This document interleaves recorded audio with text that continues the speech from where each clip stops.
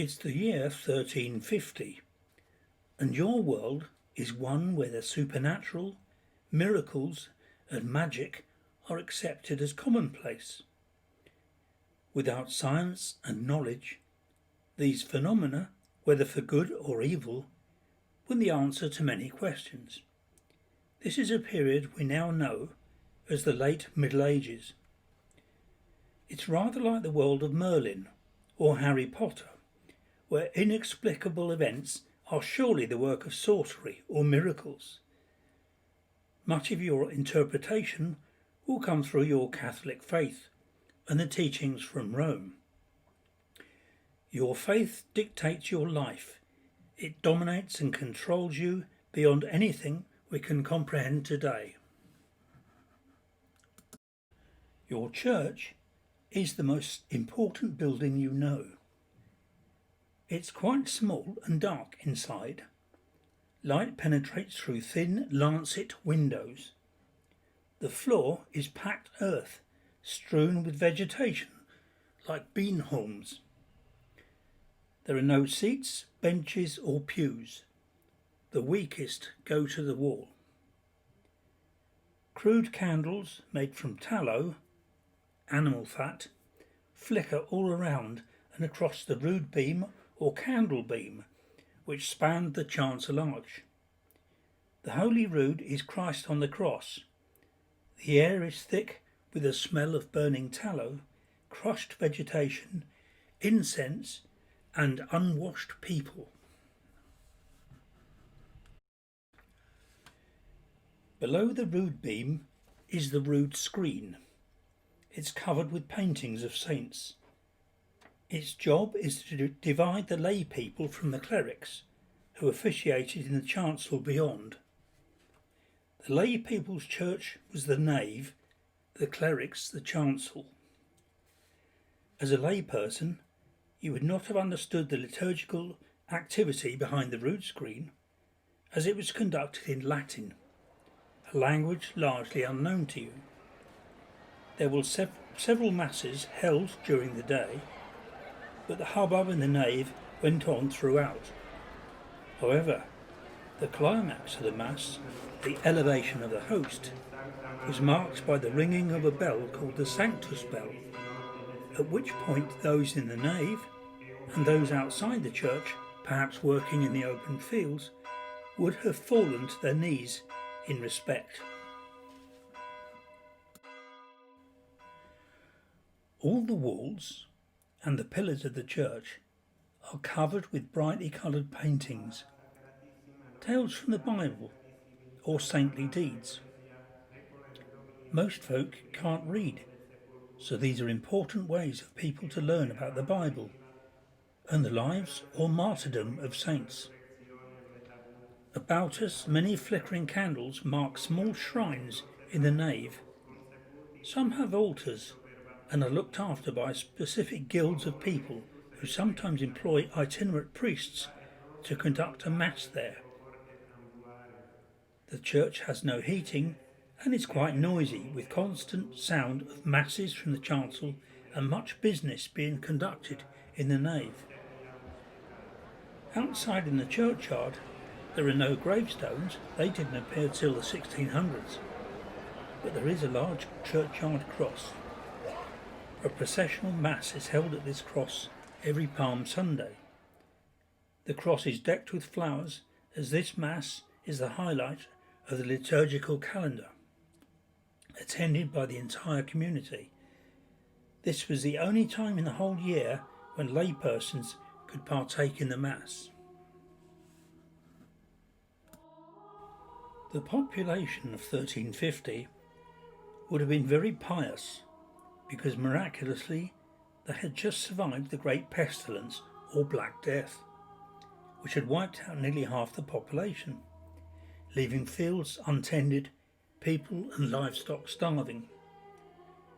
In the years immediately following the Black Death, folk had three concerns. A. Illness, as without medical knowledge it often led to death. B. Sudden death, because there would not be time to prepare your soul for its journey to the next world. And C. the fate of their soul in purgatory. Purgatory is the place where souls went after death to become purified or purged of the stain of mortal sin. The purging was achieved through long and excruciating torment, so no one wanted to stay there any longer than was necessary. But luckily, whilst still alive, you could buy or earn remission or time off in purgatory. Also, saints could intervene on your behalf, putting in a good word, as we can see in this picture. As a result, the role of saints quickly became crucial, and people had favourite saints to whom they offered prayers and gifts. But actually, saints could provide assistance both to the living as well as to the dead. A good example of a saint for the living was St. Christopher, who was a talisman against sudden death, especially handy for travellers or pilgrims who sought out his image wherever they went. Every church had a wall painting of St. Christopher that could be viewed through the open south door of the church for the benefit of passers-by, whose votive offerings were clearly of benefit to the church. There were also saints who were claimed to be effective in helping with specific medical conditions. St. Barbara or St. Catherine for childbirth, St. Sebastian for the plague, St. Erasmus for intestinal disorders, and in my village, Master John Shawn for fever and gout. Pain was pictured as the devil, so gout was a devil in your boot. Shawn was alleged to cure gout, hence he could draw the devil from your boot, as pictured here on a local pub sign. This is St. Agnes with her white lamb. Agnes was a virgin martyr. As mentioned earlier, saints could intercede on behalf of souls in purgatory. It was believed virgin martyrs, like Agnes, were particularly good at this, as, being so pure, they were closer to God, and so more likely to be listened to. People specified in their wills bequests for lights or candles at shrines, or paid for requiem masses to be sung in their name to help reduce the time their soul spent in purgatory. Every saint had his or her symbol to distinguish them from others. We've seen Agnes and her lamb, St. Peter had his keys, St. Giles a wounded doe, St. Catherine a wheel, and John Shawn, as we have seen, a devil in the boot. The holy relics available for shrines were spread far and wide. Many churches had at least one reliquary forming a shrine: a holy thorn, a splinter from the cross, one of St. Barnabas's finger bones, and so on. They were lucrative sources of income, but eventually the Church in Rome decided that simply an image of a saint could hold the same power as a relic, and so people made bequests in their wills for lights to be burned at the images of named saints. One local man in 1463 bequested money to a church near my village, and he asked for it to be spent towards a light at the high altar, the light of the Blessed Mary, the light of St. Mary in Purification, the light of St. Nicholas, light of St. Thomas, light of St. Margaret, the light of St. Clement, light of St. Michael, the light of the cross or the rood, and for the maintenance of torches. We know from other wills that there were then 13 shrines in that church. By leaving money to many of them, the testator might hedge his or her bets at getting some intercession in purgatory. Naturally, the church encouraged this as a ready source of income. As a parishioner, he would have been very familiar with processions. Typically, the north aisle of a church was reserved for processions. Much larger and grander processions took place outside the church at Easter and Rogation Tide. These theatrical affairs often involved the entire community. After the Reformation, the Easter processions became Easter parades and Rogation Tide became beating the bounds. Life in those times was completely regulated by religious festivals and saints' days. Over 50 days a year, apart from Sundays, were solemnly dedicated to the feast days of particular saints, during which all but the most essential agricultural work was forbidden. For a community dependent on subsistence farming, this was a massive commitment.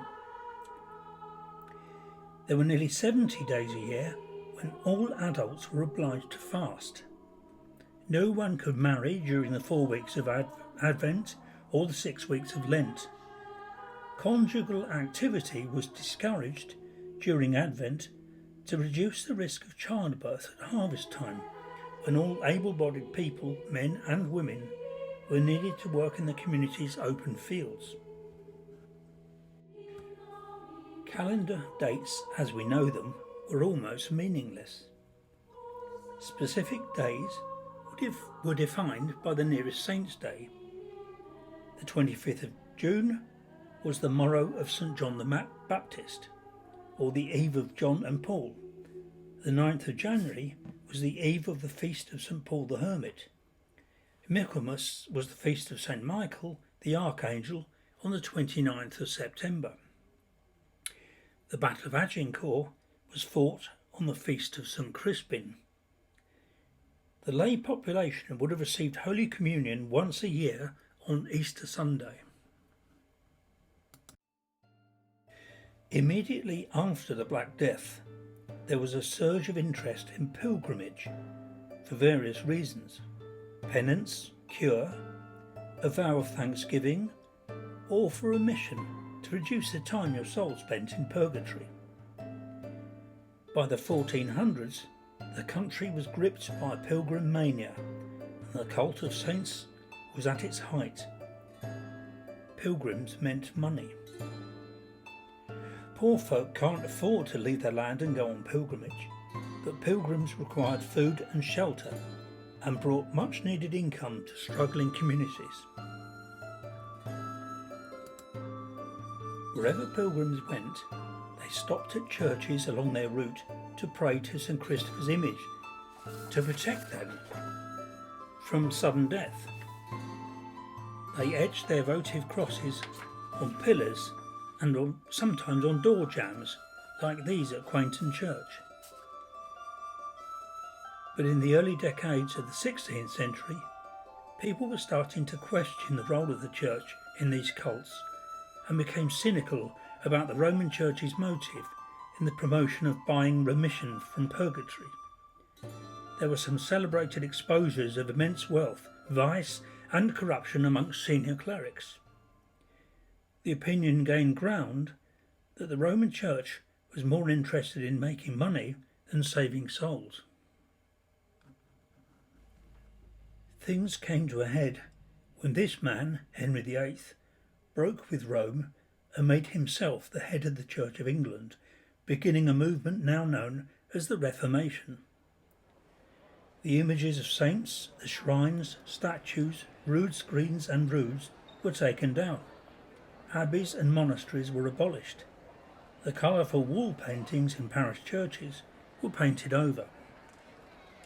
It marked a profound change in the nature and pattern of worship, and forever distanced ordinary folk in England from the culture of the Catholic faith.